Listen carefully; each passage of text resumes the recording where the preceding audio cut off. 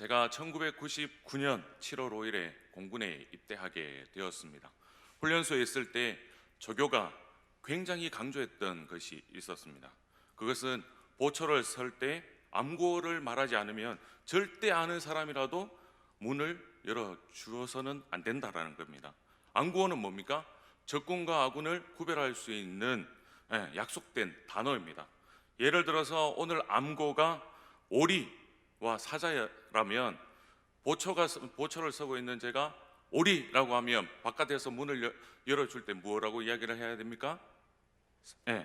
사자라고 이야기를 해야 됩니다. 하루는 제가 보초를 서고 있었습니다. 장교가 외출을 나갔다가 돌아오고 있었는데 저는 배운 대로 오리라고 이야기를 했는데 장교가 뭐라고 했겠습니까?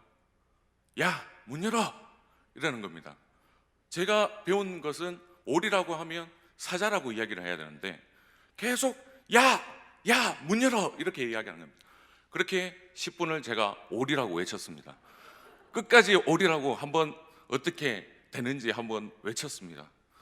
그 문 사이에서 신랑이 하는 그 모습을 지나가던 순찰하고 있는 대대장님이 보고 지나가셨습니다. 다음 날 아침이 되었어요. 이 사건은 훈련소에 소문이 쫙 퍼지게 되었습니다. 훈련소에는 점수 제도가 있기 때문에 점수가 제가 많이 받으면 훈련을 마치고 자대 배치를 받을 때 제가 가고 싶은 곳으로 갈 수 있었거든요. 그래서 주변의 동기들이 저를 부러워했습니다. 야, 넌 배운 대로 했으니까 오늘 분명히 상을 받을 거야. 점수를 받을 거야. 좋겠다. 그때 훈련소가 진주였거든요. 제가 연고지가 대구였기 때문에 대구로 갈 수 있겠구나. 좋아하는 마음으로 아침에 구보를 뛰고 왔었습니다. 근데 내무실에서 문을 빡 차고 들어오는 사람이 있었는데 누구겠습니까? 어제 저녁에 만났던 그 소대장이었습니다. 그래서 다 머리 박아 이렇게 된 겁니다. 내무실 안에 있는 모든 훈련병들한테 머리 박아 이렇게 하고 막 화풀이를 하는 겁니다. 그래서 제가 태어나서 처음으로 머리 끝부터 발끝까지 땀으로 흠뻑 젖었던 기억이 있습니다. 저는 배운 대로 했기 때문에 칭찬과 점수라는 결과를 예상하고 있었지만 예상과는 전혀 다른 어려움을 겪게 되었던 것이죠. 저와는 상황이 다르겠지만 저처럼 예상했던 것과는 다른 상황으로 인하여서 우리 성도님들은 고난을 겪은 경험들이 있으실 것입니다. 오늘 말씀은 예상치 못한 상황으로 인하여서 고난 앞에서 우리가 어떻게 해야 되는지를 지혜를 말씀해 주고 있습니다. 오늘 본문 앞에 6절과 7절 말씀을 보시면 바울은 아시아에서 복음을 전하고자 했는데 성령님께서 막으셨습니다. 못하게 하셨습니다. 그래서 그는 성령에 순종하고 유럽으로 가서 복음을 전하게 된 것이죠. 이렇게 하면 어떻게 돼야 됩니까? 성령에 순종하며 그 길로 갔으면 어떻게 해야 됩니까? 어떻게 되어야 되는 것이 답입니까? 형통의 길이 보여야 되는 거죠. 하나님께서 인도하시고 그 길을 지켜주셔야 되는데 지금 상황은 어떻습니까? 점치는 여종에게서 귀신을 쫓아내는 일로 인하여서 돈벌이를 잃게 된 주인에게 고소를 합니다. 그것으로 인하여서 매를 맞고 깊은 감옥에 갇히는 상황에 처해 있습니다. 전도자로서 얼마나 힘이 들고 당황스럽고 힘이 빠지는 상황입니까? 주님을 위해 믿음의 역사를 일으켰는데 결과는 무엇입니까? 매맞음과 감옥이라는 결과였습니다. 현실은 우리의 상상처럼 해피엔딩으로 되지 않는 경우들이 수없이 많이 일어납니다. 오히려 믿음으로 살 때마다 삶은 더 고단해집니다.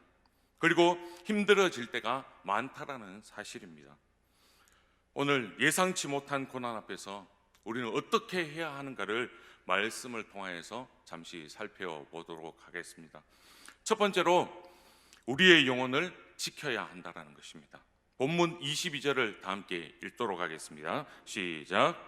우리가 일제히 일어나 고발하니 상관들이 옷을 찢어 벗기고 매로 치라 하여. 바울과 실라는 지금 무리가 일제히 일어나 고발하는 군중들의 공포에 휩싸여 있었습니다. 옷을 찢어 벗기는 수치에다가 매를 맞는 고통까지 당해야 했던 것이죠. 24절 말씀을 보시면 깊은 옥에 갇혔다라고 기록되어 있는데요. 당시 로마의 감옥은 외옥과 바깥의 옥과 안에 있는 내옥 두 곳으로 되어 있었습니다.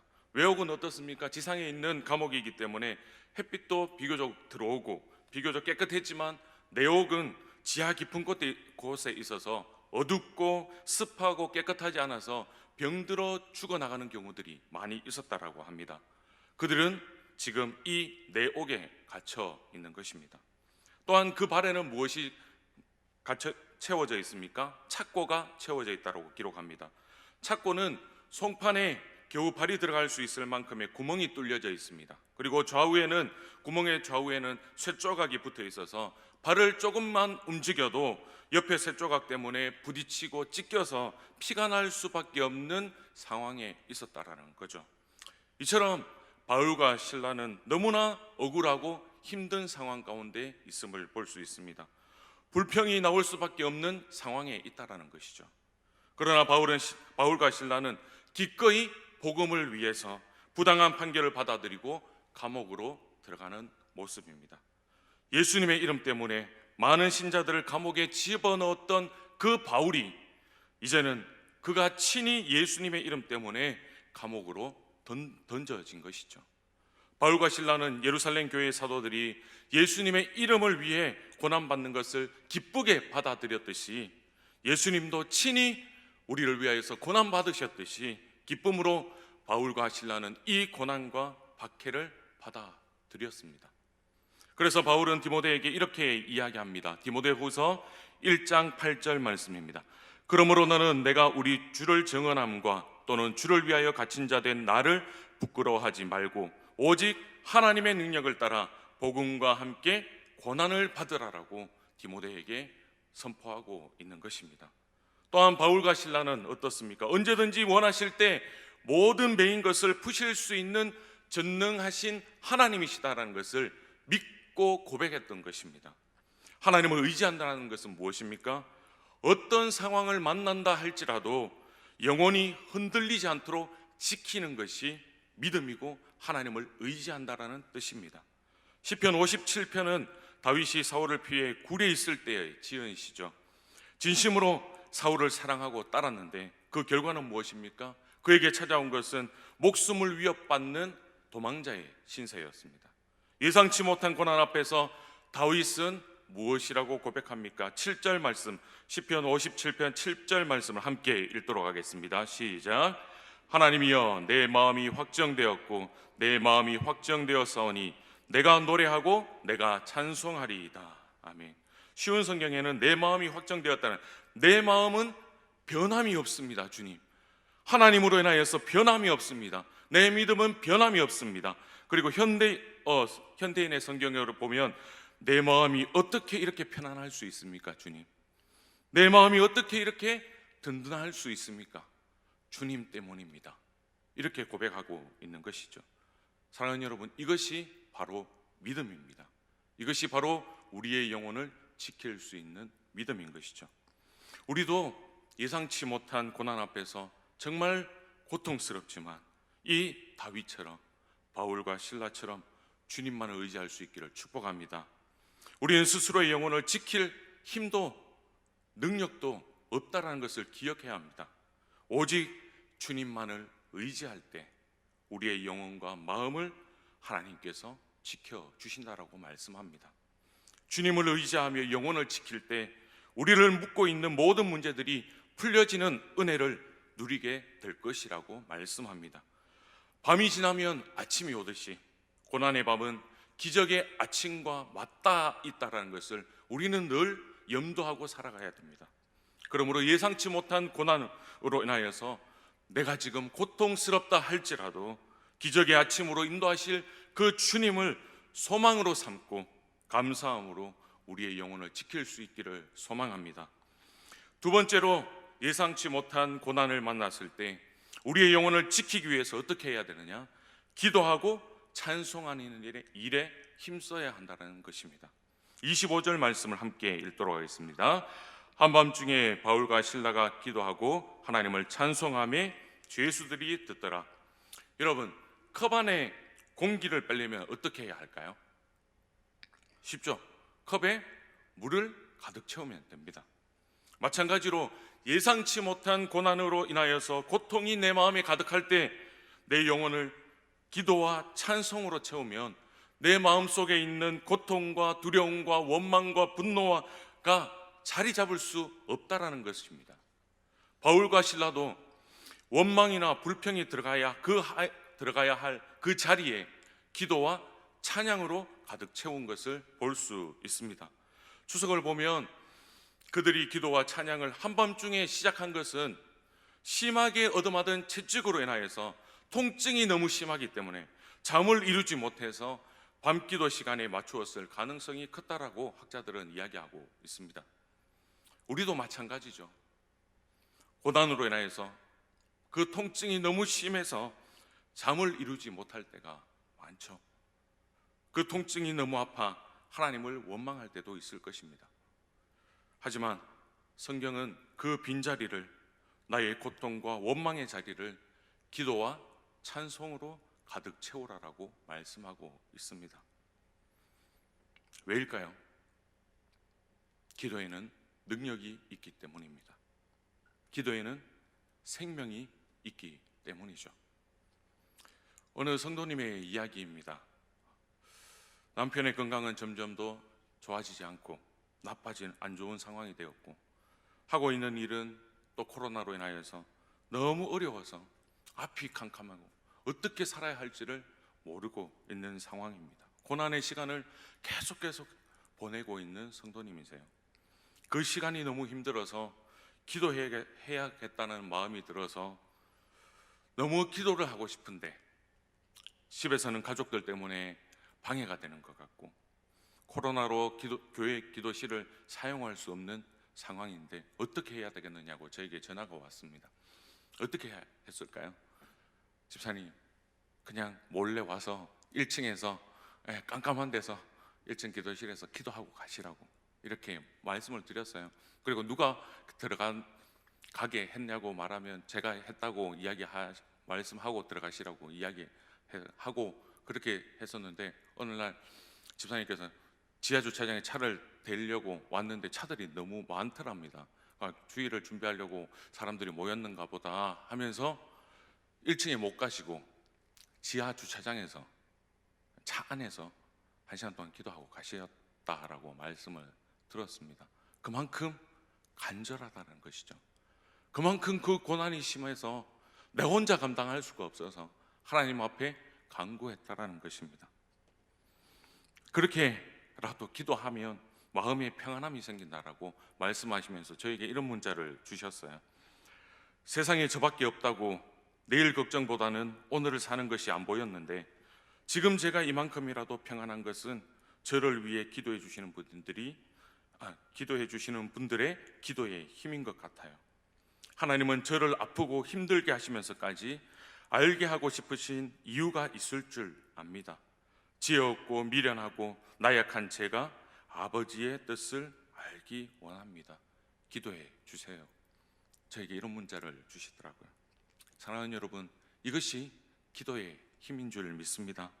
견딜 수 없는 아픔과 통증이 나를 짓누를 때 하나님 앞에 기도하고 찬양으로 채우면 하나님께서 역사해 주십니다.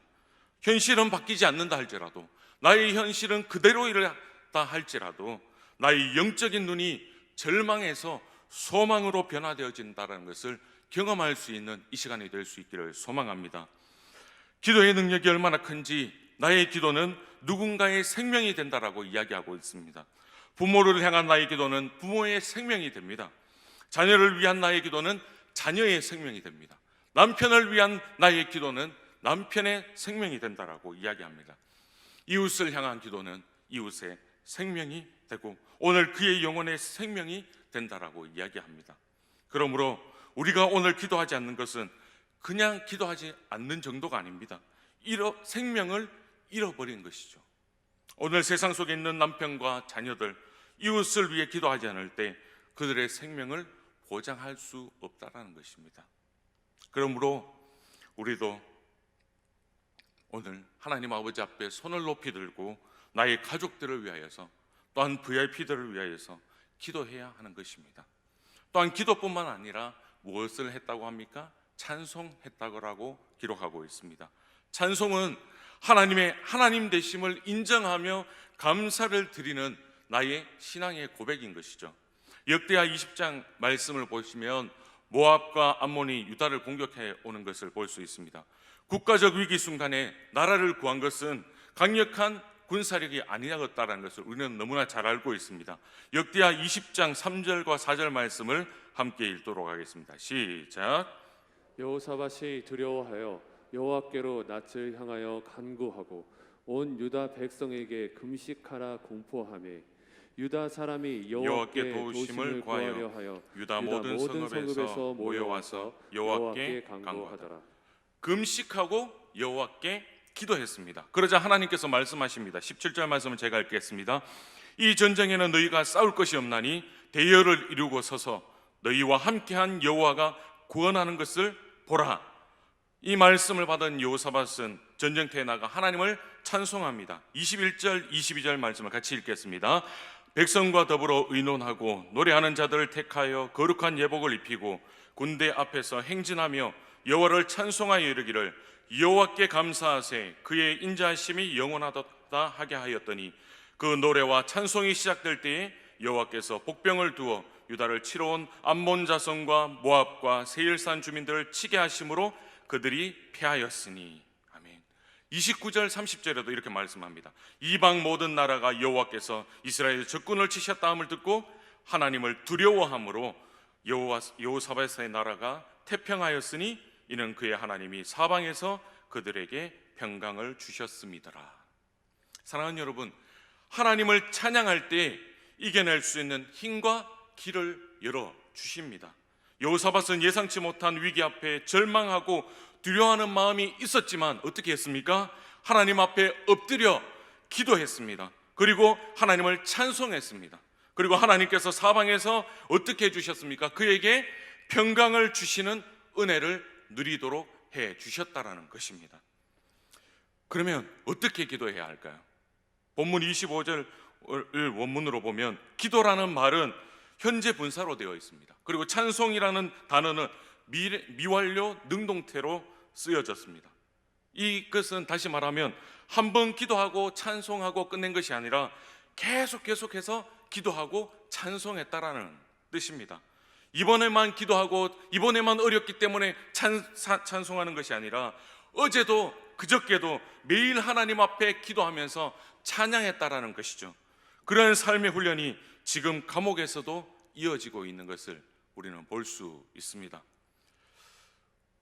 우물을 파는 전문가가 있습니다.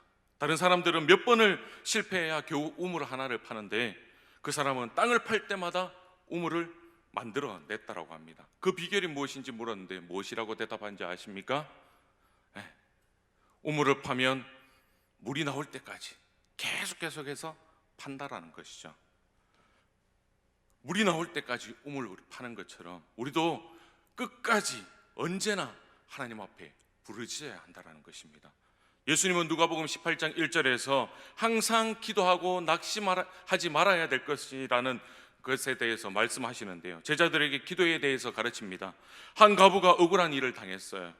재판장에 가서 호소하지만 들어주지 않습니다. 왜냐하면 그는 하나님을 두려워하지 않고 사람을 무시하는 불의한 재판장이었기 때문이에요. 그럼에도 불구하고 이 과부는 어떻게 행동합니까? 자주 가서 끈질기게 부르짖습니다.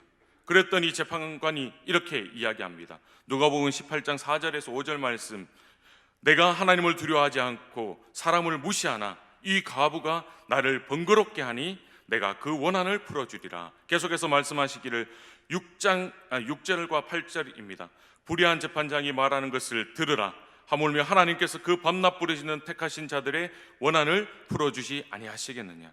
그들에게 오래 참으시겠느냐? 속히 그 원한을 풀어주시리라. 그리고 8절 후반부에 중요한 말씀하시는데, 그러나 인자가 올 때 세상에서 믿음을 보겠느냐? 무슨 뜻입니까? 끈질기게 기도하면 들어주시겠다고 약속하시는데 오늘날에는 들어주실 것이라는 믿음을 가지고 끈질기게 기도하는 사람을 찾아보기 어렵다라는 것입니다. 당장 급해서 기도는 하지만 이것을 지속적으로 내가 끝까지 아침이고 점심이고 저녁이고 그 정한 시간을 두고 하나님 앞에 간절히 끈질기게 기도하지 않는다라는 것입니다. 사랑하는 여러분, 우리는 이 과부처럼 끈질기게 들어주실 때까지 기도할 수 있기를 축복합니다. 예레미야 33장 2절과 3절 말씀은 이렇게 고백합니다. 잘 아는 말씀인데요, 함께 읽도록 하겠습니다. 이를 행하시는 여호와, 그것을 만들며 성취하시는 여호와, 그의 이름을 여호와라 하는 이가 이와 같이 이르시도다.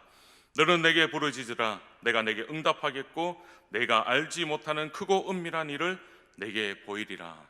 믿으십니까? 너는 내게 부르짖으라, 내가 내게 응답하겠다라고 약속하고 계십니다. 이 말씀을 의지하여서 이 과부처럼 끈질기게 기도하며 우리의 믿음을 주께 드리실 수 있기를 축복합니다. 마지막으로, 예상치 못한 고난으로 인해서 기도할 힘도 없고 찬송할 힘도 나에게 없다면 어떻게 해야 됩니까? 그 기도의 자리, 찬송의 자리만 나와 있어도 해결의 은혜를 누릴 수 있다는 것입니다. 오늘 그것을 말씀하고 있습니다. 25절 말씀을 보면 바울과 실라가 기도하고 하나님을 찬송함에 누가 들었다라고 기록하고 있습니까? 죄수들이 듣더라라고 말씀하고 있습니다. 여기서 듣다라는 말은 그냥 듣는 것이 아니라 집중해서 듣는다라는 뜻입니다. 죄수들이 귀 기울여서 들었더니 어떤 상황이 일어납니까? 26절 말씀을 함께 읽도록 하겠습니다. 이에 갑자기 큰 지진이 나서 옥터가 움직이고 문이 곧 다 열리며 모든 사람의 메인 것이 다 벗어진지라. 감옥의 죄수들이 기도하고 찬송했던 것이 아닙니다. 바울과 실라가 하는 찬송과 기도의 소리를 듣기만 했을 뿐인데 문이 열리고 메인 것이 풀어지는 것을 경험했던 것이죠. 그러므로 힘들다 하면서 집에만 있는 것이 아니라 기도할 힘이 없고 찬송할 힘이 없으면 새벽이든 저녁이든 낮이든 주의 보좌 앞으로 나와서 성도들이 찬양하는 소리, 그리고 성도들이 함께 기도하는 그 소리를 듣기만 해도 하나님께서 이런 은혜를 베풀어 주시겠다고 약속하고 있습니다. 또한 세상은 세상과 다른 방식으로 살아가는 우리 그리스도인에게 귀를 기울이고 있다는 것을 기억하며 살아가야 합니다. 그들은 여러분의 삶에서 보여지는 기도와 찬송의 소리를 듣고 있습니다. 그 소리를 집중해서 듣고 있습니다. 이것이 바로 전도입니다. 내가 무엇을 전하기보다 나의 삶 속에서 기도가 있고 나의 삶 속에서 찬양이 넘치면 그 소리를 믿지 않는 사람들이 귀 기울여 듣는다라는 사실입니다. 나의 기도를 누군가 듣고 은혜 받아 주님께로 돌아오는 역사가 있다라는 것이죠. 나의 찬송의 소리를 통하여서 하나님을 높이고 하나님의 하나님 되심을 찬양할 때에 나의 소리를 귀 기울여 듣고 나의 주인은 하나님이시구나 라는 그 믿음이 믿지 않는 자들에게 선포되어 주는 줄 믿습니다. 로마서 8장 18절에서 30절은 고난을 겪고 있는 이들을 향해서 이렇게 말씀하고 있습니다. 26절에 보시면 성령도 우리의 연약함을 도우신다라고 기록하고요. 27절에 마음을 살피시는 이가 성령의 생각을 아시나니 성령이 하나님의 뜻대로 성도를 위하여 간구하신다라고 기록합니다. 이 말씀 가운데 가장 중요한 단어가 있습니다. 돕다라는 단어죠. 돕다라는 헬라어는 함께하다, 극복하다, 그리고 들다라는 세 단어가 복합된 단어입니다. 그래서 돕다라는 말은 무슨 뜻이냐 하면 두 사람이 서로 어떤 것을 함께 드는 것을 의미하고 있습니다. 우리가 무거운 인생의 짐을 들고 혼자 힘겹게 걸어가는 것 같지만 성령께서 우리를 부축해 주시고 우리의 짐을 함께 들어주셔서 끝까지 함께 가주신다라는 말씀입니다. 그러므로 오늘 너무 힘들어서 기도할 힘이 없고 찬송할 힘마저 없다면 그냥 주저앉지 마시고 은혜의 보좌 앞으로 나와 기도의 소리 그리고 찬송의 소리를 귀 기울여 듣기만 해도 주님은 오늘 내 삶에 채워진 착고를 풀어주시고 내 삶에 막힌 문을 열어주신다라는 것입니다. 말씀을 맺습니다. 제가 이 말씀을 준비하다가 원래 다른 말씀을 준비했는데 지난 주말에 이 말씀이 제 마음속에 기억이 나더라고요. 그래서 이 말씀을 전해야지 하면서 준비를 하는데 월요일 날 문자 한 통이 왔습니다. 제 여동생에게 문자가 왔는데 건강검진을 했는데 갑상선 암 판정을 받은 겁니다. 저도 지난번에 말씀드렸듯이 저도 갑상선 암에 걸렸었거든요. 이게 무엇일까 고민이 되더라고요. 이 말씀을 보고 있는데 하나님께서 나에게 말씀하시는 것은 아닐까? 내가 성도님들한테 이렇게 선포하지만 정작 나는 이렇게 할 수 있을까? 하고 있는가? 하나님께서 질문하시는 것 같더라고요. 정말 여동생은 하나님 앞에 충성하고 하나님 앞에 기도하고 하나님 앞에 붙잡혀 있는 삶을 살고 있는데 왜 또 이런 시련을 우리 가정에게 주십니까? 제 여동생도 걱정이 되었지만 저희 어머니가 되게 걱정이 되었어요. 자녀 둘밖에 없는데 둘 다 똑같은 암에 걸려서 이렇게 그 소식을 저는 최대한 늦게 알려드리려고 여동생은 제가 그 병을 알고 있기 때문에 저한테 연락이 오고 어떻게 해야 되는지 묻는 과정에서 그럼 엄마한테 어떻게 해야 될까라는 부분에서 병원을 정하고 수술 날짜를 잡고 알려드리자. 너무 상심이 크실 것 같아 잘 알기 때문에 그랬습니다. 그런데 그날 저녁에 여동생의 시어머니께서 문자를 주신 겁니다. 어머니한테. 그래서 울며 동생에게 연락이 온 겁니다. 누시면서 왜 이런 일을 또 우리에게 주실까? 근데 어머니가 그때 전화를 받기 전에 문자를 받기 전에 필사를 하고 계셨는데 제가 발병했었을 때 그 말씀 주신 말씀 시편 40편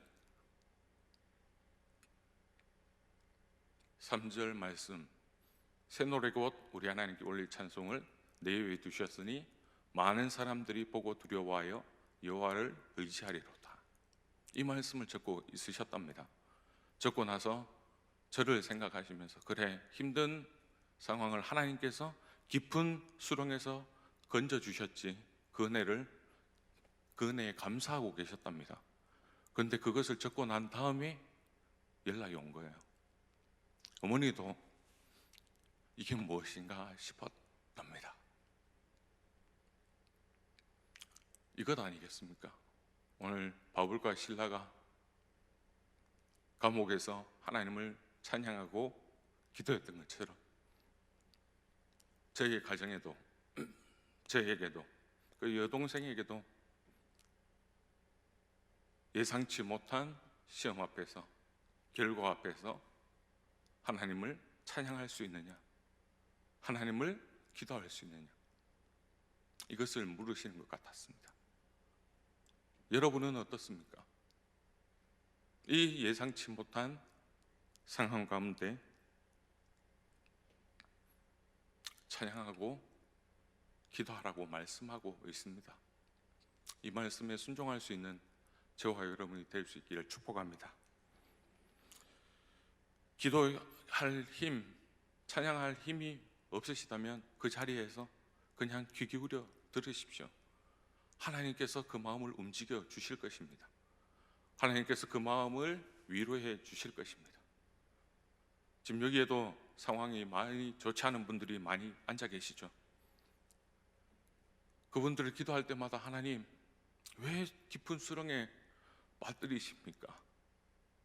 왜 해결되지 않고 더욱더 힘들어집니까?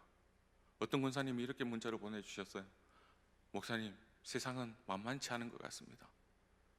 삭막해요. 그런 것 같습니다. 그런 세상 가운데서 우리가 해야 될 것은 찬송과 기도밖에 없다라는 것입니다.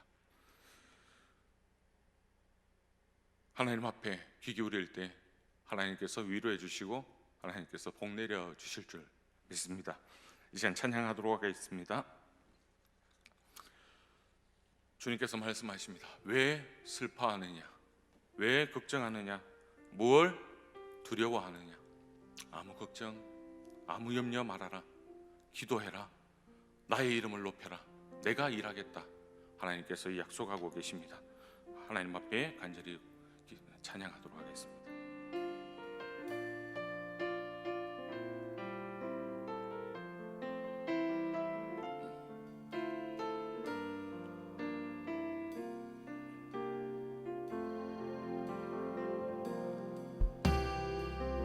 왜 슬퍼하느냐? 왜 걱정하느냐? 무엇 두려워하느냐? 아무 염려 말아라. 큰 어려움에도 큰 아픔이 있어도 이제 아무 걱정하지 마. 내가 널 붙들어 주리. 내가 너와 항상 함께 하리라. 내가 너를 지키리라. 실망치 말고 나를 보아라. 나는 너의 하나님이라. 내가 너와 항상 함께하리라. 내가 너와 항상 함께하리라. 내가 너를 지키리라. 실망치 말고 나를 보아라. 나는 너의 하나님이라. 화면을 보시면서 다 함께 기도하도록 하겠습니다. 예상치 못한 고난 속에 나의 영혼이 상하지 않도록 우리의 심령을 지켜주시옵소서. 하나님을 향해 기도하고 찬양할 때 바울과 실라에게 일어났던 그 기적이 오늘 우리의 삶에 동일하게 일어나게 하여 주시옵소서. 기도와 찬양할 힘마저 없는 우리의 심령에 이 시간 들을 수 있는 길을 열어주셔서 은혜를 베푸시는 하나님을 경험하게 하여 주시옵소서.